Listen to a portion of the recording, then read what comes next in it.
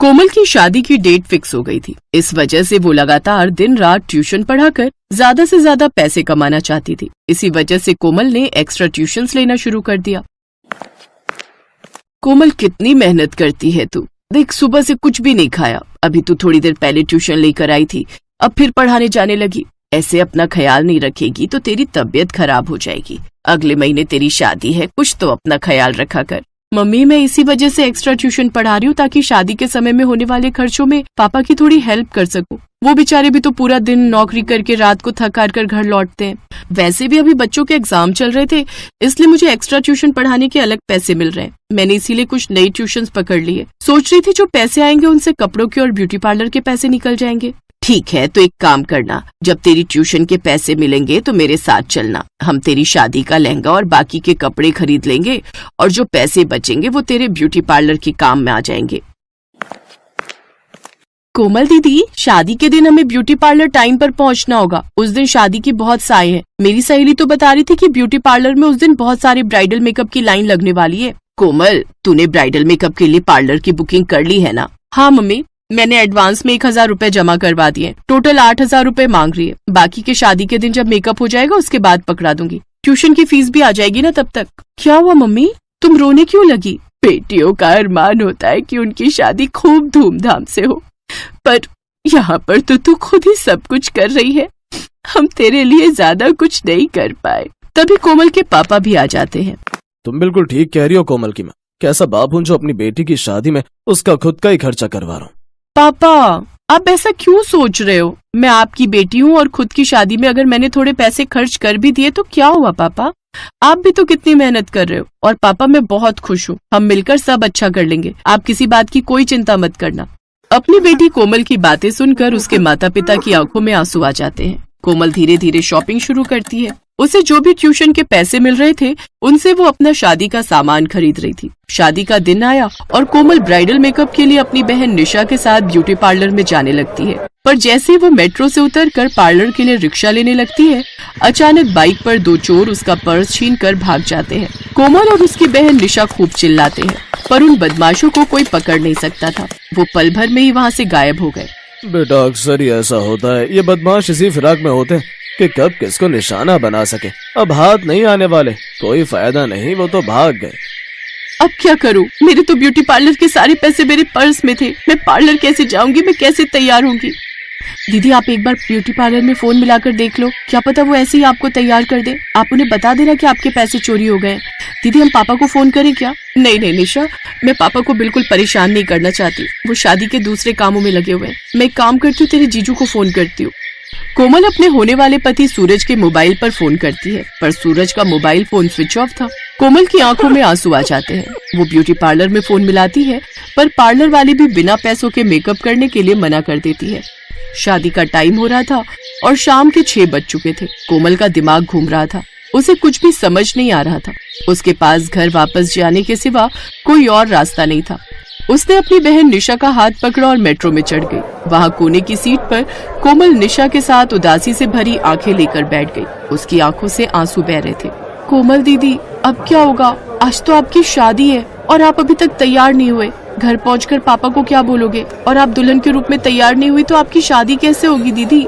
कोई बात नहीं निशा, मैं घर जाकर थोड़ा बहुत मेकअप खुद ही कर लूंगी। बस मुझे इतना समय मिल जाए। हे भगवान, मेरे साथ ही ऐसा क्यों होना था? आज मेरी शादी है और आज ही मेरे पैसे चोरी हो गए।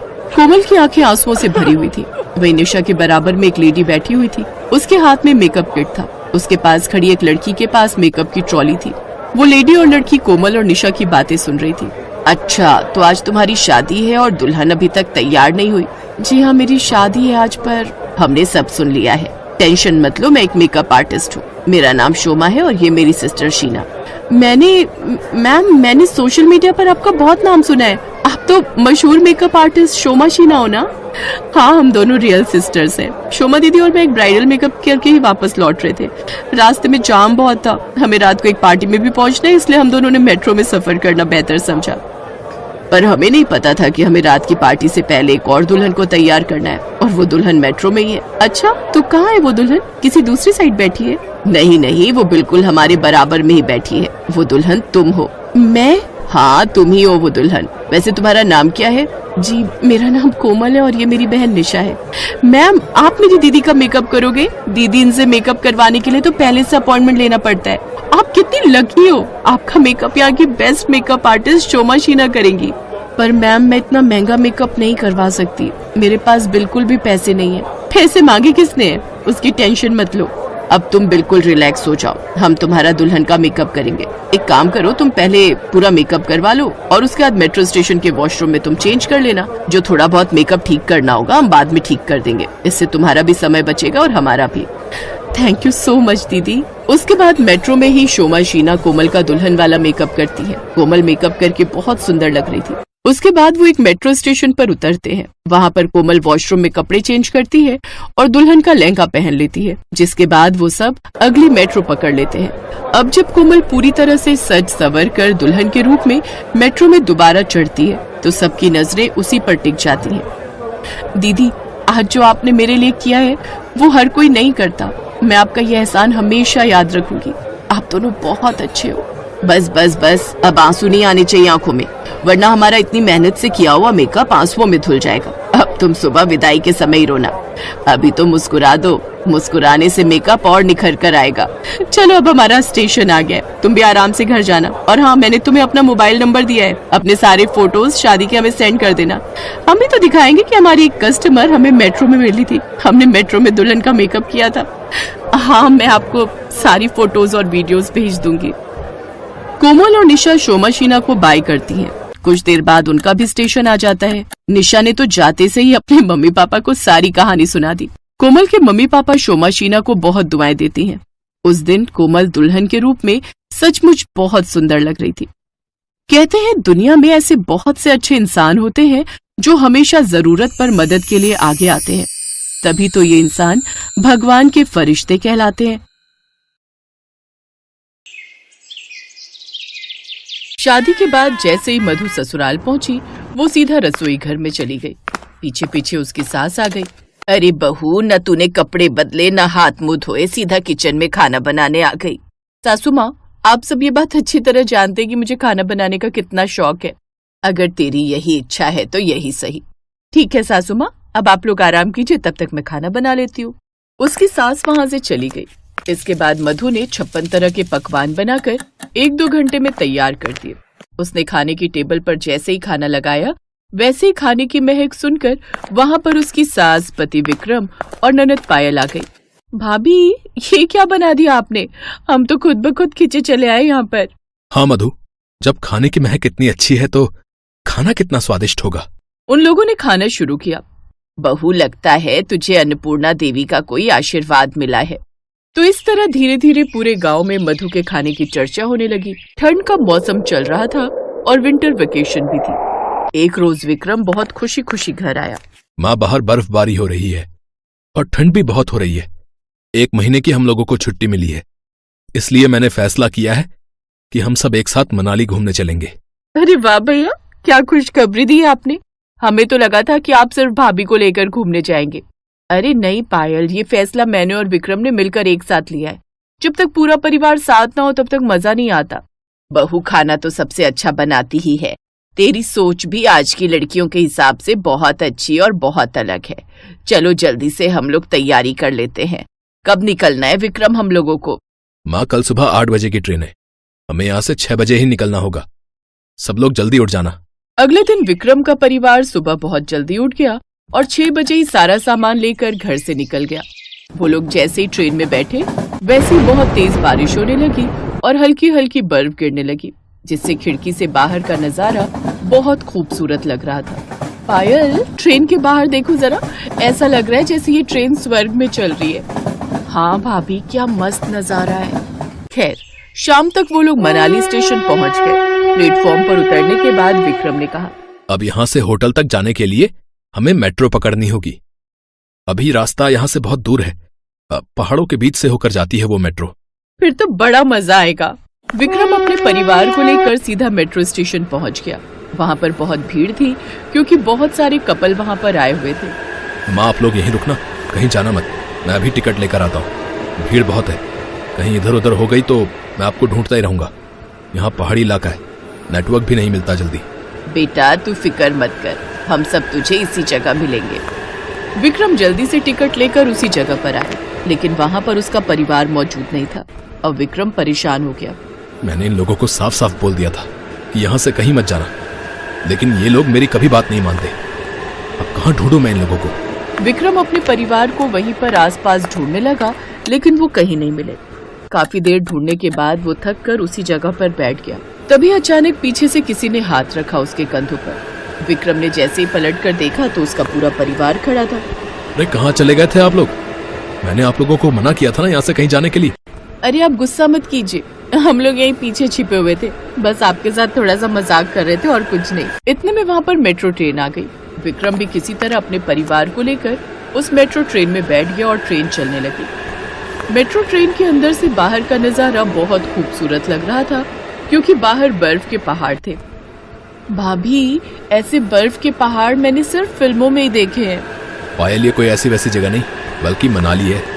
और ठंड के मौसम में यहाँ ऐसे ही पहाड़ों पर बर्फ जम जाती है, जो देखने में बेहद खूबसूरत लगती है। ट्रेन चलती जा रही थी। सभी यात्री यात्रा का आनंद ले रहे थे। ट्रेन पहाड़ के बीचों बीच चल रही थी। तभी अचानक बर्फबारी इतनी तेज हो गई कि ट्रेन की पटरी पर भी बर्फ जम गई, आसपास भी बर्फ जम गई। आप सभी यात्रियों के लिए मुझे खेद है कि ट्रेन मुझे बीच रास्ते में रोकनी पड़ी, क्योंकि इसके अलावा कोई रास्ता नहीं बचा मेरे पास। सामने बहुत ऊंची ऊंची बर्फ जम गई है। ट्रेन के आसपास भी बर्फ जमी हुई है। यहां से निकलने का कोई रास्ता नहीं है। अब जब तक बर्फबारी बंद नहीं हो जाती और सारी बर्फ पिघल नहीं जाती, तब तक हम यहां से नहीं निकल सकते। आगे खतरा हो सकता है। उस बोगी में बैठे सभी यात्री परेशान हो गए। धीरे धीरे रात हो गई, लेकिन बर्फबारी बंद नहीं हुई और वो ट्रेन वहीं खड़ी रही। भाभी, दिन से रात हो गई, हम कब तक यहाँ खड़े रहेंगे? पायल, हमारे हाथ में कुछ भी नहीं है। अगर ये ट्रेन आगे बढ़ती है तो ट्रेन का एक्सीडेंट हो सकता है, और वैसे भी ट्रेन आगे बढ़ ही नहीं सकती जब इतनी मोटी मोटी बर्फ की परत जम गई है। ऐसे ही धीरे धीरे 2 दिन बीत गए, लेकिन न बर्फबारी बंद हुई, न वहां पर कोई उनकी मदद करने पहुंच पाया, क्योंकि वो जगह ही कुछ ऐसी थी। सभी यात्री परेशान होने लगे। पता नहीं किसका मुंह देखकर हम लोग मनाली घूमने निकल आए थे। 2 दिन से बिना खाए पिए हम लोग यहाँ फंसे हुए हैं। अरे अब किया भी क्या जा सकता है बहन जी, यहाँ तो खाने पीने का भी कोई इंतजाम नहीं है। वो वाली ट्रेन होती तो हमें खाना मिल जाता। मेट्रो में तो खाने की कोई व्यवस्था भी नहीं होती। उन लोगों की बातें मधु और उसका पूरा परिवार सुन रहा था। तभी अचानक मधु ने अपना एक बड़ा सा बैग खोला, जिसमें एक छोटा सा स्टोव था और खाना बनाने का ढेर सारा सामान भी था। सभी यात्री ये देखकर हैरान हो गए, खास तौर पर उसकी सास। अरे बहू, ये तो वही स्टोव है ना जो तुझे दहेज में मिला था। ये तू यहाँ लेकर क्यों चली आई? और इतना सारा राशन तूने भर लिया, वो भी बिना हमसे बताए। सासू माँ, आप तो जानती हो मैं खाना बनाने के लिए कितनी पागल हूँ, इसीलिए ये सारा अनाज और ये छोटा सा स्टोव मैंने रख लिया था। सोचा था मनाली जाकर हम लोग खुद का बनाया हुआ खाना खाएंगे, क्योंकि वहाँ पता नहीं कैसा खाना मिल जाए हमें। लेकिन अब लगता है कि मेट्रो ट्रेन में ही मुझे खाना बनाना पड़ेगा, क्योंकि सभी लोग भूखे हैं, किसी ने भी 2 दिन से कुछ खाया नहीं है। बहू, कोई कुछ भी कहे, लेकिन ये तुमने बहुत अच्छा किया। हम सब भी तुम्हारी मदद करेंगे। कम से कम भूखे मरने से तो अच्छा ही है। आज तुम्हारी वजह से हम सबकी जान बच जाएगी। भाभी, अब जल्दी से हम लोग मिलकर खाना बनाते हैं। पायल और मधु ने जैसे ही खाना बनाना शुरू किया, वैसे ही सभी यात्रियों की भूख और बढ़ने लगी। उनमें से एक यात्री ने कहा, बेटा, ये क्या बना रही हो तुम? खाने की ऐसी खुशबू हमने आज तक महसूस नहीं की। जब इसकी महक इतनी अच्छी है तो खाने में कैसा होगा? अब मुझसे तो कंट्रोल ही नहीं हो रहा। आप लोग बस थोड़ा सा सब्र कीजिए, बस थोड़ी देर में खाना बनकर तैयार हो जाएगा। और वैसे भी इस बोगी में है ही कितने लोग? ज्यादा से ज्यादा 20 लोग होंगे। सबके लिए भरपूर खाना है। थोड़ी देर बाद मधु ने पूरा खाना बना लिया और उसने सभी को खाना दे दिया। 2 दिन से उन लोगों ने खाना नहीं खाया था, इसीलिए सब जल्दी जल्दी खाना खाने लगे। बहू, सच में ये खाना तो बहुत स्वादिष्ट है। अगर तुम इतना सामान लेकर नहीं आती तो हम सबका क्या होता। दिल से दुआ निकलती है तुम्हारे और तुम्हारे परिवार के लिए। मधु, आज तुम्हारी वजह से हमें इतने सारे लोगों की दुआएं मिल रही हैं। माँ, आपने मेरे लिए इतनी अच्छी लड़की ढूंढी, थैंक्स। मेरा कोई भी फैसला गलत नहीं होता बेटा, चुपचाप खाना खाओ। वैसे भी भूख के मारे तो मेरा सर घूमा जा रहा है। तो इस तरह बातें करते करते पूरी बोगी में मौजूद सभी यात्रियों ने खाना खा लिया। तब जाकर उन्हें थोड़ा सुकून मिला। कुछ घंटे बाद बर्फबारी बंद हुई। अगली सुबह तक ट्रेन की पटरी के सामने से सारी बर्फ पिघलकर खाई में चली गई और ट्रेन एक बार फिर से चलनी शुरू हो गई। भगवान का लाख लाख शुक्र है कि कम से कम रास्ता तो क्लियर हुआ। वो मेट्रो ट्रेन प्लेटफॉर्म पर पहुंचने वाली थी, इसीलिए सभी यात्रियों ने मधु से उसका नंबर मांग लिया। बेटा, इन सबको तुम अपना नंबर दे ही दो, लेकिन मुझे तुम स्पेशली अपना नंबर दे दो। मेरा बहुत बड़ा होटल है। अगर इस खाने की रेसिपी हमें बता दो तो हम तुम्हें लाखों रुपए दे सकते हैं, या फिर तुम हमारे होटल में काम भी कर सकती हो। ये सुनकर विक्रम, उसकी माँ और पायल को मधु पर बहुत गर्व महसूस हुआ। उसने सभी के साथ साथ उस होटल के मालिक को अपना नंबर दे दिया। थोड़ी ही देर बाद प्लेटफॉर्म आ गया और सभी लोग मनाली घूमने लगे। लगभग एक हफ्ते बाद विक्रम का परिवार मनाली घूमकर वापस अपने घर आ गया। तभी होटल वाले का फोन मधु के पास आया। मधु जी, मैं वही मेट्रो ट्रेन वाला यात्री बोल रहा हूँ। मैंने आपको अपने होटल के बारे में बताया था ना। कल आप अपने पति के साथ मेरे होटल में आ जाइए। मैं आपको अपना एड्रेस मैसेज कर देता हूँ। मधु अपने पति के साथ होटल पहुंची। बातचीत करने के बाद अगले दिन से मधु ने होटल ज्वाइन कर लिया। होटल में मधु मेट्रो में खाना बनाने वाली बहू के नाम से फेमस हो गई।